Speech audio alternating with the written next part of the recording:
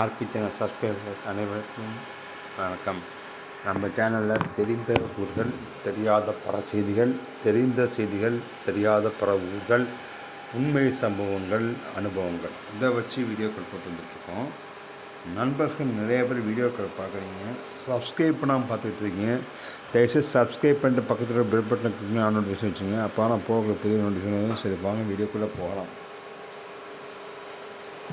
நாட்டில் என்னதாங்க நடந்துக்கிட்டு இருக்கு? அவன் இஷ்டத்துக்கு பேசிக்கிட்டு இருக்காங்களே. எது உண்மை எது பொய்ங்கிறது மக்கள்கிட்ட கொண்டு சேர்க்குற இடத்துல யார் இருக்கான்னு எனக்கு தெரியலை. ஏன்னா அரசியல்வாதிகள் இருக்கக்கூடிய ஆளும் ஆட்சியர்களும் சரி, எதிர்க்கட்சியாக இருக்கக்கூடிய ஆட்களும் பொய் மேலே பொய் அள்ளி விட்டுட்ருக்காங்க. சரி, அது ஒரு பக்கம் இருக்கட்டும். இப்போ நம்ம ஆளுமை அவர்கள் சுற்றுப்பயணம் முன்னிட்டு மக்களை காப்போம், தமிழகம் மீட்போம் அப்படின்னு சொல்லி கிளம்பியிருக்காரு.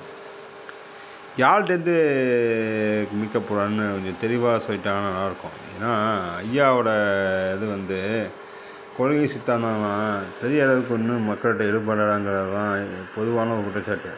முதல்ல கட்சியவே நீங்கள் ஒரு இதில் அடமானம் வச்சுட்டீங்க அப்படிங்கிற குற்றச்சாட்டு இருக்குது. உங்கள் கட்சிக்குள்ளே புகஞ்சிக்கிட்டு இருக்குது. அதை செயல்படுத்துகிறதே பாதி பிரச்சனை முடியும். முதல்ல உங்கள் கட்சியை நீங்கள் அடமானம் வச்சுருக்கீங்களே, அதாவது தமிழ்நாட்டுக்கு எதிராக சித்தாந்தம் இருக்கக்கூடிய ஒரு சில கட்சிகளோட கூட்டணி போட்டுட்ருக்கீங்களே, அந்த கூட்டணியிலேருந்து நீங்கள் ஃபஸ்ட்டு வெளியில் வரதுக்கு முன்னாடி நம்ம அந்த கூட்டணியில் என்னென்ன விஷயங்கள் பண்ணணும், பேசணும், இதை தெரியப்படுத்தணும் மக்கள்கிட்ட. சும்மா எடுத்தோம் கவுத்தன்ட்டு பேசிகிட்டு போயிட்டுருக்கக்கூடாது. நான் சமீப காலமாக அப்படி தான் போயிட்டுருக்கு. ஏன்னா தமிழ்நாட்டுக்கு எந்த விஷயம் வேணாமோ அந்த விஷயத்தான் மம்படியாக பண்ணுறாங்க. அதுக்கு நீங்களும் ஏன் உங்களோட நிகழ்ச்சியை மக்களுக்கு நல்லது செய்யலை, எப்படியும் ஆச்சரியது காரணம் அப்படின்னு வச்சுக்கோங்க. அவங்களோட அஜெண்டா என்னென்னா, எங்கே பார்த்தா ஆட்சியை பிடிச்சாச்சு, தமிழ்நாடு, கேரளா, மேற்கு வங்காளம் 3 சிம்ம சொப்பனம், அதுக்குள்ளே தமிழ்நாடு மிகப்பெரிய சிம்ம சொப்பனமாக இருக்கே அப்படிங்கிறது எஜெண்டாவாக தான் சில விஷயங்கள் பேசிக்கிட்டு இருக்காங்க. உங்களோட கொள்கைக்கும் அவங்களோட கொள்கைக்கும் பார்த்திங்கன்னா முரண்பாடு இருக்குது. ஆனால் ஏதோ ஒரு விஷயத்தில் சொன்னேன், இந்த கூட்டணி தேர்தல் வரைக்கும் போகுமாங்கிறது எல்லாருடைய பேச்சு இருக்குது. கடைசி நேரத்தோட கூட்டணி உடையும் அப்படிங்கிற மாதிரி பேசுகிறாங்க. ஏன்னா அது பரவாயில்ல பேசிகிட்டு இருக்கிற பேச்சு. ஆனால் நீங்கள் தமிழகம் மீட்போம், அனைவரையும் ஒரே அணியில் தமிழ்நாடுன்னு சொல்லி கதையும் போயிட்டுருக்கீங்க. சுற்றுப்பயணம் யாருக்கான சுற்றுப்பயணம்? ஒரு சில இடங்களில் பார்த்திங்கன்னா உங்களை உள்ளே விட மாட்டாங்க. அதுங்கிறது எல்லாருக்குமே தெரிஞ்ச விஷயம். ஏன்னா எந்த விஷயத்தை நீங்கள் 2024 உருட்டிங்களோ அதுக்கு எதிராக தான் இப்போ உருட்ட ஆரம்பிச்சிருக்கீங்க. உங்களோட வெளிப்படையாக கருத்தை சொல்லியாச்சு, நான் இந்த கூட்டணி தான் இருப்பேன்னு சொல்லிட்டாங்க. என்ன ஜனவரி மாதம் ஜூன் மாதம் சொன்ன வேண்டியது பிப்ரவரியிலே சொல்லிட்டீங்க. ஸோ 1.5 வருஷத்துக்கு முன்னே சொல்லியாச்சு, 1.5 வருஷத்துக்கு முன்னே சொல்லியாச்சு. பிரச்சனை என்னங்கிறது கேட்டால் ராப்பிடோ அவங்க ஒரு கொள்கை முரண்பாடு கருத்துக்கள் அதெல்லாம் ஒத்துமையாக ஒரே பண்ணிக்கணும், அதனால் நாங்கள் அறிவிச்சோன்னு சொல்லிட்டு எல்லா முடிவையும் பார்த்திங்கன்னா டெல்லியிலேருந்து எடுக்கிறாங்க. இந்த டெல்லிக்கும் தமிழ்நாட்டுக்கும் என்ன சம்மந்தம், அதை ஃபஸ்ட்டு தெரியப்படுத்தணும். மத்தியில் இருக்கக்கூடிய அரசுகளும் சரி, மாநிலத்தில் இருக்கிற அரசும் சரி பின்னி பிணைஞ்சு தான் இருக்குது. ஆனால் முடிவுகள் எல்லாம் பார்த்திங்கன்னா மாநிலத்தில் இருக்கக்கூடிய உரிமையில் மாநிலம் சார்ந்த உரிமையை காப்பாற்றுறதுக்கான முடிவுகளாக எடுத்துக்கலாம். அதை விட்டுட்டு நான் டெல்லியில் பேசுவேன், நாடாளுமன்றத்தை விடுப்பேன், என்ன முடிவுன்னு தெரியல. நீங்கள் கை கொடுத்துருக்கக்கூடிய இது உங்களை சுயபரிசோதனை பண்ணிக்கணும். இன்றைக்கி உங்களோட கட்சியில் அந்த கட்சியை இப்போ வேணான்னு சொல்லக்கூடிய ஆட்கள் எல்லாம் இப்போ ஒரு அணியில் இருக்கீங்க. இது மிகப்பெரிய கொள்கை. 2வது இந்த கட்சிக்குள்ளே உங்கள் கூட்டணிக்குள்ளே இருக்கக்கூடிய நபர்களே ஒன்றுக்கு ஒன்று சலைச்சிடுன்னு சொல்லிட்டு ஒருத்தருக்கு ஒருத்தர் எதிர்ப்பு விதமாக இருக்குங்க. ஆனால் எல்லாத்தையும் நான் தேர்தலுக்காண்டி ஒன்று சேர்ந்துருக்கோம், தேர்தலுக்கு அப்புறம் பயணிப்போம் அப்படின்னு சொல்லியிருக்கீங்க. முதல்ல நீங்கள் ஜெயிச்சு வந்தால் நீங்கள் தான் முதலமைச்சருங்கிறதுக்கு நீங்கள் சொல்லிட்டீங்க. ஆனால் நடைமுறை என்னங்கிறத கொஞ்சம் காட்டி பார்க்கணும். எந்தெந்த மாநிலத்தை அந்த அரசாங்கங்கள் அமைச்சிருக்கோ அந்த கட்சியை எப்படி அழைச்சிட்டு அவங்க சுத்தமாக அவங்களோட கொண்டாந்து போட்டு உங்களை டம்மியாக்கி சிலத்தை அதை தூக்கிட்டு அவங்களோட இதை சித்தாந்தத்தை கொண்டாந்து போடுவாங்க. வெளியே பற்றி தான் உட்காந்துருப்பீங்க. அப்படி தான் உட்காந்திங்க 2017 to 2021 மீண்டும் உங்களோட குழந்தை குறைக்கணுமா? இதை யோசிச்சுக்கிங்க. ஏன்னா எல்லாருக்குமே தெரியும் நீங்கள் வந்து உங்கள் கட்சியே உங்கள் கையில் இல்லை, உங்கள் கையில் இருக்கக்கூடிய ஆட்களும் உங்கள்கிட்ட இல்லை. ஸோ யோசித்து பேசுங்க போகிறதுக்கு முன்னாடி. அடுத்தது இன்னொரு கட்சி தான் எல்லாம் தனக்கு மீதியாக இருக்கும், அந்த கட்சியை மாற்றுவோம் அப்படின்னு சொல்லிட்டு ஒரு இதை மட்டும் கிளம்ப போகலாம். இப்போ இது செப்டம்பர் ஆகஸ்ட் முதல் வாரத்தில் கிளம்ப போகலாம் மக்கள் சந்திக்கிறதுக்கு. இது வரைக்கும் அவர் கட்சியை ஊரை விட்டு அந்த வீட்டை விட்டு வெளில மாட்டேன்னு சொல்லிட்டு இப்போ இந்த கட்சியை விட்டு இது எல்லாமே அந்த கட்சியில் இருக்கக்கூடிய ஆட்கள் மூலிமா ஓட்டை பிரிக்கிற வழியில் தான் பண்ணியிருக்கீங்க. ஸோ இதை வந்து அவங்க சுய பிரச்சனை பண்ணிக்கணும். எல்லாத்தையும் யோசிச்சிங்கன்னா ஒரு கட்சியில் இருக்கக்கூடியதை வந்து அப்படியே பேசுகிறீங்க. அப்போ இதோட பிடிஎம்மாக தானே நாங்கள் அதெல்லாம் பார்க்குற மாதிரி இருக்குது.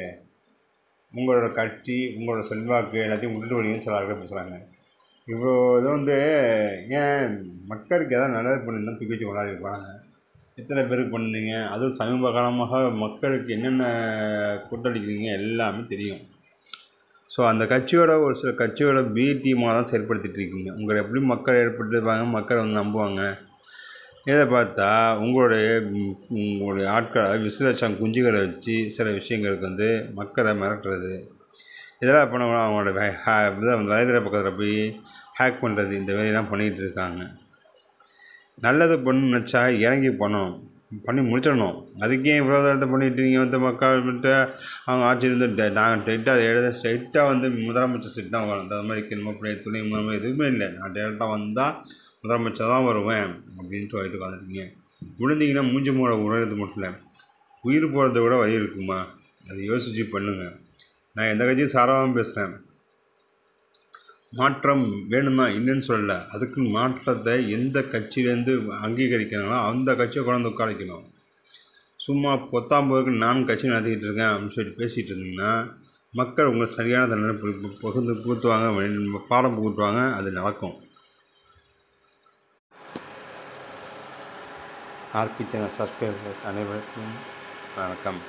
நம்ம சேனலில் தெரிந்த ஊர்கள், தெரியாத பல செய்திகள், தெரிந்த செய்திகள், தெரியாத பல ஊர்கள், உண்மை சம்பவங்கள், அனுபவங்கள், இதை வச்சு வீடியோக்கள் போட்டு வந்துட்டுருக்கோம். நண்பர்கள் நிறைய பேர் வீடியோக்கள் பார்க்குறீங்க, சப்ஸ்கிரைப் பண்ணாமல் பார்த்துட்ருக்கீங்க. தயவுசெய்து சப்ஸ்கிரைப் பண்ணிட்டு பக்கத்தில் பெல் பட்டனை கிளிக் ஆன் நோட்டிஃபிகேஷன் வச்சுங்க. அப்போ நான் போகிற பெரிய நோட்டிஃபிகேஷன் சரி வாங்க வீடியோக்குள்ளே போகலாம்.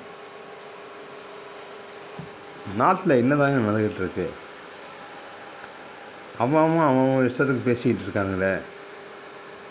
எது உண்மை எது பொய்ங்கிறது மக்கள்கிட்ட கொண்டு சேர்க்குற இடத்துல யார் இருக்காங்கன்னு எனக்கு தெரியலை. ஏன்னா அரசியல்வாதிகள் இருக்கக்கூடிய ஆளும் ஆட்சியர்களும் சரி, எதிர்க்கட்சியாக இருக்கக்கூடிய ஆட்களும் பொய் மேலே பொய் அள்ளி விட்டுட்ருக்காங்க. சரி, அது ஒரு பக்கம் இருக்கட்டும். இப்போ நம்ம ஆளுமை அவர்கள் வந்து சுற்றுப்பயணம் முன்னிட்டு மக்களை காப்போம், தமிழகம் மீட்போம் அப்படின்னு சொல்லி கிளம்பியிருக்காரு.